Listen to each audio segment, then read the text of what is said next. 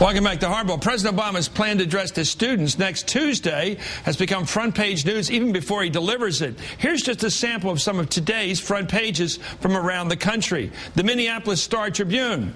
Parents wary of Obama's speech. North Carolina's Raleigh News and Observer. President's talk alarms parents. The New York Times. Obama's plan for school talk ignites a revolt. A lot of this concern stems from a statement released by the chairman of the Florida Republican Party. We had him on last night, Jim Greer, in which he accused Obama of using the speech to spread his, quote, socialist ideology and, quote, liberal lies. I asked Mr. Greer last night about those charges. Let's listen. Did you write this statement? This statement said he's going to be a Pied Piper. In other words, take our kids away, we'll never see him again. You accuse him of liberal propaganda. You call him liberal lies. You got lines in here like this is propaganda. Did you write this or some staffer of yours? I think you got to be accountable for your staffers too. Did you really write this yourself with a typewriter? I think everybody should be accountable. And did you write this with a typewriter, sir? Did you, Mr. Greer? I think you're very impressive on the air. Did you write this yourself or did some staffer write it?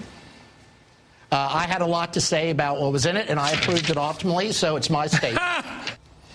Okay. Is this another right-wing attempt to vilify Obama, or is this a legitimate concern out there? Joan Walsh is editor of Salon, and Terry Jeffrey's editor of CNSnews.com, which stands for Cyber News Service. Very state-of-the-art there, Terry. What are your problems with the president addressing the school kids through the air on Tuesday morning? Should the teachers decide to let the students watch? Well, I think the school district should decide. Chris, I don't have any problem with the President of the United States going out and giving a speech to school students and trying to inspire them to work hard and study and apply themselves. I think it would be great if he said they should learn the Declaration of Independence, the Constitution, the founding of the United States. I'm with you on that, too. Okay, that's all good, although I think it probably end up being meaningless to most of the students. However, they went beyond this. The Department of Education sent out to all these principals around the country and all these teachers recommendations about what they should do before and after the president's speech. Okay, read your bill of indictment here. Here's one thing they say. They were talking about pre-K through 6th grade teachers, that would be 6th grade. Okay, that's right. Pre-K through 6th grade. They say primary school. The Secretary of Education is telling this is what they should do. Teachers can build background knowledge about the President of the United States, this president, in his speech by reading books about presidents, and Barack Obama. Okay, now we just had 18 months of saturation media about this guy, Chris. He's a cult of personality to the liberal media, quite frankly. And you're going to make these poor school teachers. I'm going to let Joan Walsh defend the President of the United States in this regard, should she choose to do so. Joan Walsh, it's Friday afternoon. There you go. What do you make of the paper handout that went to accompany the president's speech next Tuesday on TV to the school kids? You know what? I'm going to give Terry a point here. I think that was overreaching, and you and I have talked going back to last year that there's sometimes is a tin ear in the people around Obama where they do play into this cult of personality. I don't believe that that's what Obama wants. I don't believe that that's what his support is about. I'm not a cultist. I criticize him, but I also admire him. So I'm going to give Terry that. But that is not what this is about, Chris. I'm sorry.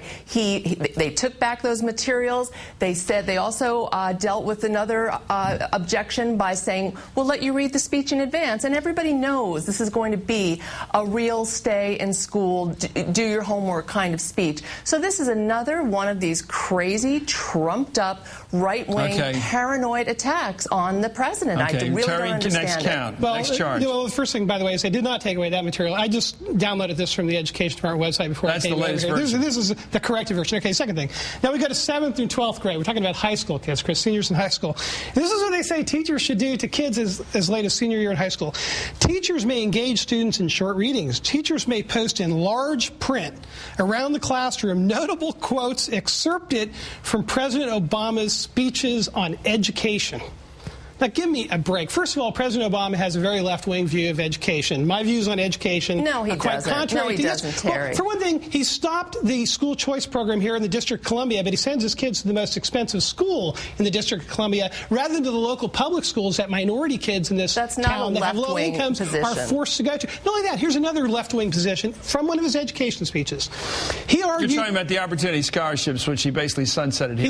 He got rid of them. But here's another left... Sunsetted okay, but when he was campaigning... by the way, I'm with you on that one. I think he should have kept them. Of course he should have. These kids should have an opportunity. I think these African-American kids need a break and need to get out of these squalor schools they go to, and it's a chance to get I'm sorry, Joan. It's a chance for kids who have ambition, African-American kids, to get a break, to go to local parochial schools, or not big rich kids schools, where they can go to a school that's not in their hellhole neighborhood they have to go to school, and where they're endangered every day. They get a chance to study and to get ahead and go to college, and they otherwise wouldn't get that shot. And I'm all for opportunity scholarships. Okay, I'm sorry. Okay, and by the way, the National Center for Education Statistics... I know the NEA doesn't like it. We have Trump going. I can argue about it. I know the AFT doesn't like it because teachers unions don't like anybody breaking their monopoly. But that's not what we're here to talk about. And that's not why these people are opposing him. It's ridiculous. His Department of Education, using federal tax dollars, asked high schools around the country to post excerpts from his speeches about education. Okay, one speech President Obama gave as a candidate about education called for a 0 to 5 education program, Chris. Okay. But that talks about is making sure that every kid from the moment they're born... But your knock... I got to get Joan in. You've been dominating here.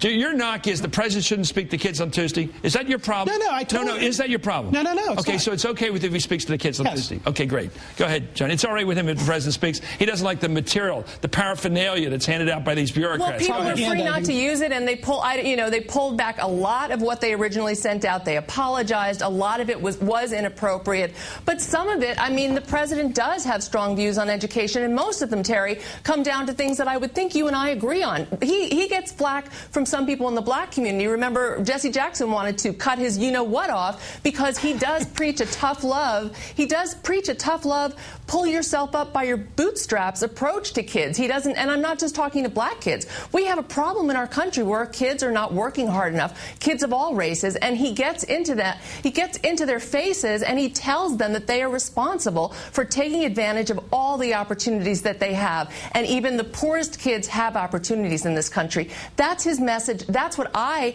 as a parent and as an Obama voter and as an American, very fervently want our kids to hear. And this trumped-up business about what they might put up on the walls is secondary. And you got to the point, Chris. You got to the point. They have vilified this man from day one. They have whipped up a kind of hysteria about him so that he's not even human, and they will not extend this man the respect that every single president has gotten. I can't imagine. You know, my problem, Joan, is you're right. You're right. And the trouble I have is this in this job, and my nature is that even though I know the motive behind a lot of this crap being thrown at the president has to do with who he is, where he comes from, his background, his politics, his background. I'll just say it that way. Yes, a lot of it is based upon that in terms of motive. But occasionally, the clock is right twice a day. And when they are right about a couple facts, I give them the score like you did as we start up tonight. That's the nature of my job. Your last word. Okay, so there's a more profound question. But I think you're making a mountain out of a molehill because you don't have any problem with this president being Bill Cosby, kicking these kids in the butt, telling the parents to do their job. You have no problem with that. But then you're arguing about the paperwork, the table setting. I think there's a bigger architectural issue, and briefly, this is what it is. C.S. Lewis, paraphrasing Aristotle in Men Without Chest, said, an education should teach a child to love what's right and hate what's wrong. There's a culture war going on in this country that addresses every issue from whether you kill an unborn child to whether people of the same sex should marry. President Obama is exactly on the other side. Wait a minute. Schools are all about teaching kids what's right and wrong, and there's many people in this country who fear that the public schools are teaching a value system that is wrong, that is alien from the one they're trying to teach at home. President Obama is on the other side of that culture war. From many of us, he's our president, Terry. He's our president, and he was elected with 54% of the vote. Stop for this. Do you honestly believe the President of the United States is going to talk to pre-K kids and grade school and high school, middle school kids about abortion? No, he's not going to do that. Then why are you talking about it? He's not going to do that, but he's pushing his education agenda, which includes, Chris, the 0 to 5 program, which says the federal government's going to get involved in educating kids. 0 to 5 is about giving... 0 to 5 is about giving low-income kids, the babies, the kind of a support that kids in middle-class and upper-middle-class families get from day one. That's what it's about. It's not about sex education and all that crap you guys tried to throw at them. This is just garbage, and it's got to stop. Why is abortion relevant to this conversation? For the point that C.S. Lewis made, in education, teach a child to love what's right. I'm a big C.S. Lewis fan, may I add. All right? So you're saying public schools should teach people that abortion's wrong? Yeah, absolutely. It should teach that. Absolutely. The majority of the country wants abortion legal. Yes, absolutely. What we should teach kids, for example, is a principle of the Declaration of Independence that all men are endowed with their Creator, certain inalienable rights, including the right to life. So you think public schools that is not our law. So public schools should teach opposition to abortion?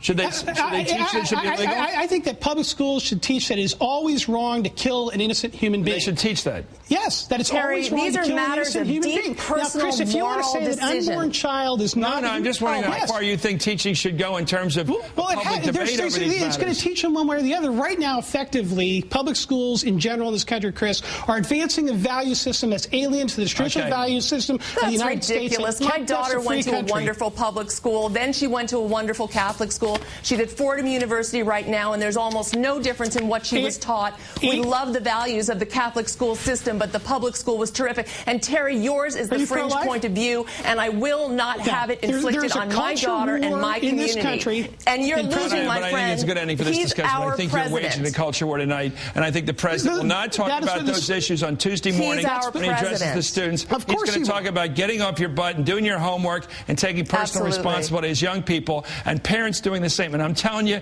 you're going to agree with every word he says on Tuesday morning. But you can argue about abortion anytime you want. Thank you, Joan. If you listen, thank you, Joan. Happy Friday, Joan Walsh. Happy Friday, Terry Jeffrey.